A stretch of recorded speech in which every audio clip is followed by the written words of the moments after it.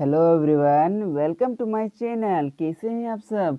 आज की इस वीडियो में कवर करने वाले हैं बाजार दर्शन। अगर आप बाजार दर्शन का थ्योरी पार्ट को अगर आप नहीं पढ़े हैं तो बिल्कुल भी आपको समझ में नहीं आएगा कि किस ऑप्शन को हमको चॉइस करना है, क्योंकि आज की इस वीडियो में बाजार दर्शन के एमसीक्यू क्वेश्चन को देखने वाले हैं। बट अगर आप इस बाजार दर्शन को अगर आप पढ़ लिए हैं थ्योरी पार्ट को, इस प्रश्न का उत्तर आप तो दोस्तों पहला क्वेश्चन में पूछा है बाजार दर्शन में कि बहुत ही इम्पोर्टेंट क्वेश्चन है और पूछा है कि बाजार दर्शन की रचयिता है। तो अगर आप इस पार्ट को पढ़ लें तो पक्का एकदम आप उत्तर दे पाएंगे। तो ऑप्शन 1 में पूछा है कि महादेव वर्मा, दूसरा में फणीश्वर नाथ रेणु, तीसरा में धर्मवीर भारती और चौथा में जनेंद्र कुमार। तो इसका राइट आंसर हो जाएगा क्वेश्चन नंबर 1 का जनेंद्र कुमार ने ही इस पार्ट को लिखा है।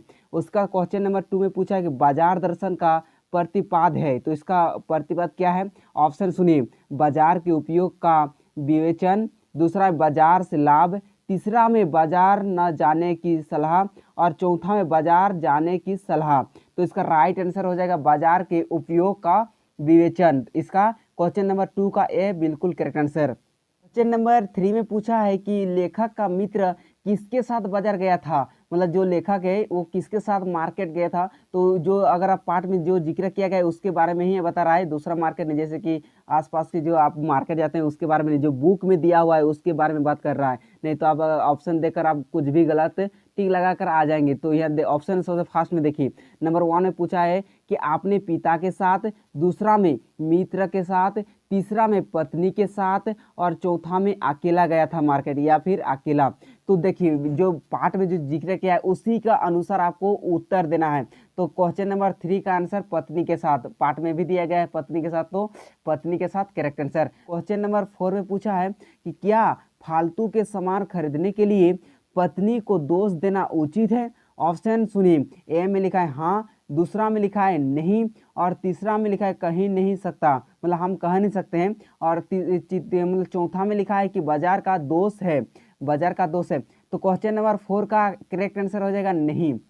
मतलब कि क्या फालतू के सामान खरीदने के लिए पत्नी को दोष देना उचित है, नहीं, बिल्कुल भी नहीं। तो क्वेश्चन नंबर 4 का आंसर नहीं करेक्ट आंसर। तो उसको तो हम लोग क्वेश्चन नंबर हम लोग 5th को देखें तो 5th में पूछा है कि लेखक के अनुसार पैसा क्या है।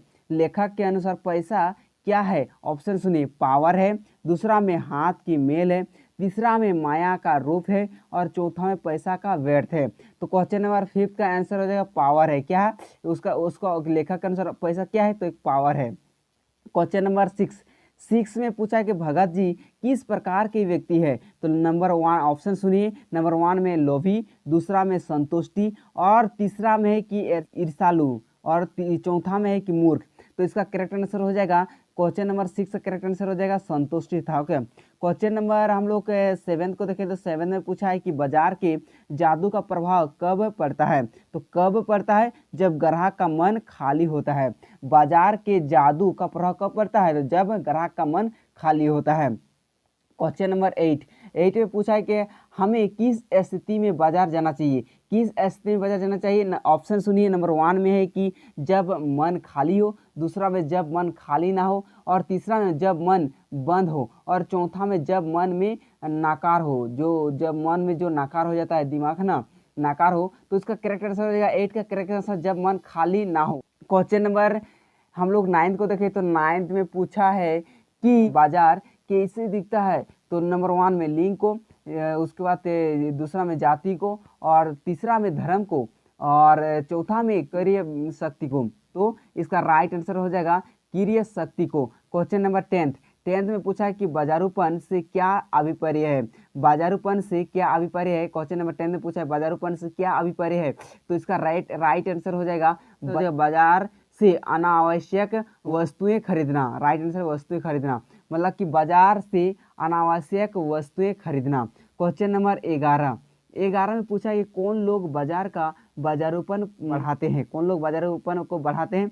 तो इसका राइट आंसर हो जाएगा जो जिंक पावर वाले लोग जो बाजारूपन को बढ़ाते हैं। ओके, क्वेश्चन नंबर 12 और ये लास्ट क्वेश्चन है। तो इसमें पूछा है कि बाजार दर्शन में किस प्रकार की भाषा का प्रयोग हुआ है। तो किस भाषा का प्रयोग हुआ है, तो इस पार्ट में जो प्रयोग हुआ है, जो हम बाजार गए थे, बाजार में जो जो भाषा है उस किस में बातचीत हुआ है, तो सामान्य हिंदी भाषा से ही हुआ है ना।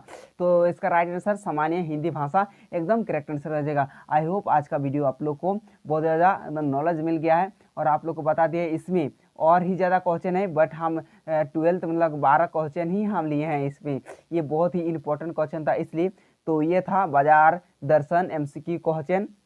एंड अगर आप इस वीडियो को अगर आप पसंद करते हैं तो आपने जो 12th क्लास में पढ़ रहा है उसको सेंड कर दीजिए इस वीडियो को, वो भी सीख जाएगा कि कैसा कैसा क्वेश्चन एग्जाम में पूछता है और इस पार्ट में कैसा क्वेश्चन MCQ में है। तो चलिए दोस्तों, आज की इस वीडियो में इतना ही। तब तक के लिए अपना ख्याल जरूर रखें। जय हिंद, गुड बाय।